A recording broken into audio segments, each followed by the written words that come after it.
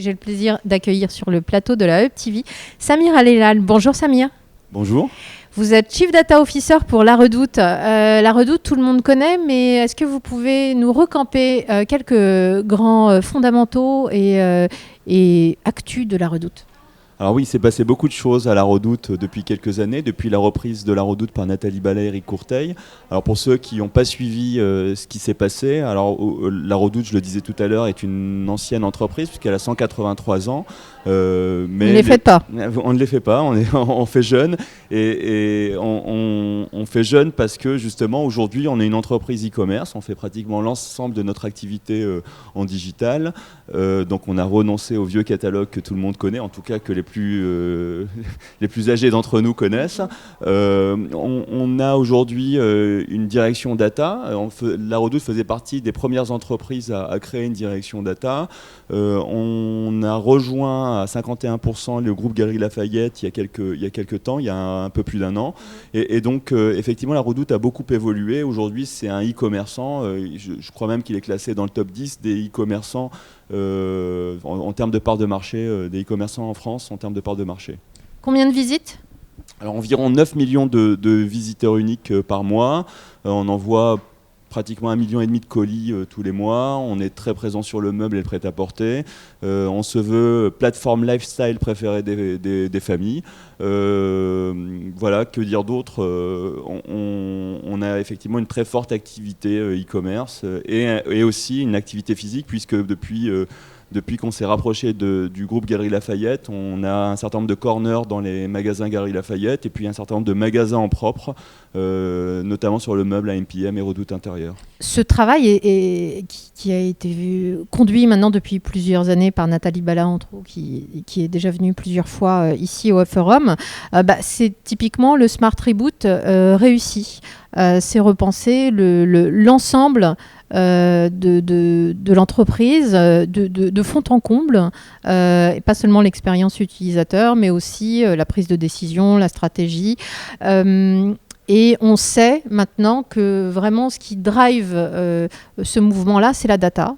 Et ça tombe bien parce que j'ai quelqu'un à côté de moi qui travaille la data tous les jours. Donc je voulais que vous nous parliez justement de votre scope à vous d'activité et comment votre vision du sujet. Alors la data, c'est vrai que c'est quelque chose d'extrêmement important dans l'entreprise, puisque la data, c'est rien d'autre que de l'information. L'information doit circuler, elle doit être mise à profit, donc on doit en extraire de la valeur, et l'ensemble des métiers de l'entreprise doit pouvoir en tirer parti et en extraire la valeur qui lui convient.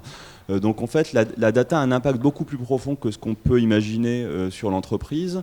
On s'en est rendu compte parce qu'on a observé les pure players et notamment les GAFA qui nativement savaient exploiter cette donnée, qui en générait énormément et qui ont créé justement de la valeur pour eux-mêmes grâce à cette data. Et donc tout le monde s'est dit qu'il fallait faire la même chose. Finalement, le job que j'occupe à La Redoute est un métier qui concerne surtout les entreprises plus anciennes. C'est pour ça qu'on parlait tout à l'heure sur scène aussi de l'âge des entreprises, puisqu'en fait, ces entreprises ont justement vocation à s'approprier le sujet et à être aussi à l'aise que les GAFA que je viens de citer, que les grandes entreprises digitales natives avec la data. Et donc effectivement, on a un enjeu de transformation, on a un enjeu d'appropriation et d'extraction de valeur à partir de cette donnée. Il y a une chose que vous avez dite sur scène qui m'a beaucoup marqué, qui est la data est représentée au CODIR. Alors c'est vrai, en fait, moi j'ai été CDO avant d'être CDO à La Redoute, j'ai été CDO chez Publicis, et à l'époque j'étais dans un CODIR, mais pas dans le CODIR Group, en fait, j'étais dans le CODIR de la France, de Publicis France, et effectivement, pour moi c'est important dans la mesure où la première génération de CDO avait un enjeu différent du mien aujourd'hui. C'est-à-dire qu'à l'époque, il fallait montrer parfois à des dirigeants circonspects que de la data, on pouvait extraire de la valeur. Donc on faisait des POC, on faisait des choses qui étaient relativement anecdotiques. Aujourd'hui, en fait, on a fait des POC, on a fait des choses moins anecdotiques, c'est-à-dire qu'on s'est réapproprié la BI et on fait une BI beaucoup plus dynamique qu'avant. mais appelons un chat, si on se cantonne à la BI et au POC, en fait, on n'extrait pas énormément de valeur et on devient une direction BI ou une équipe BI. Donc la data a vocation à industrialiser des POC, à les rendre beaucoup plus opérants. Et en fait, cette industrialisation, cette mise à l'échelle, a un impact beaucoup plus profond. C'est-à-dire qu'on va avoir des impacts sur les organisations, on va avoir parfois des impacts philosophiques, culturels.